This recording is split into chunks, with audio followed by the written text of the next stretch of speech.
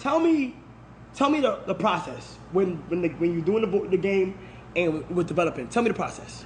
So, when Rockstar hired me, I'm what you call an off-Broadway actor. Yeah, what were you doing? So it was all mostly performance capture. Right. Everybody calls it voice acting, but that's because that's what it all used to be. Right. And it still is to a certain extent. Maybe about 10–15% of what I did was in the booth. Right. But most of the time you're wearing spandex with all the balls on. Right. Like Andy Serkis and stuff. Right. And that was the lion's share of my work, and that took 5 years, Kai.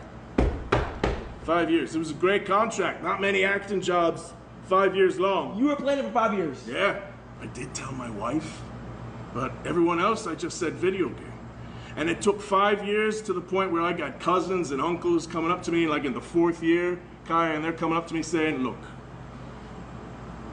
you don't need to lie, Raj. You don't need to lie. It's okay if you're not working. You don't have to make up this video game. And then they started seeing all these billboards and they're like, that's funny because it looks a little bit like Raj, but you know, just not quite as good looking.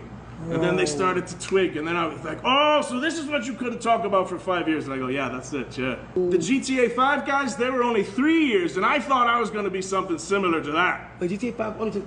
Well, the acting part of it, you know, Solo and Michael and Trevor, the trio. Wow. They worked on it 3 years. My part in Red Dead 2 took 5.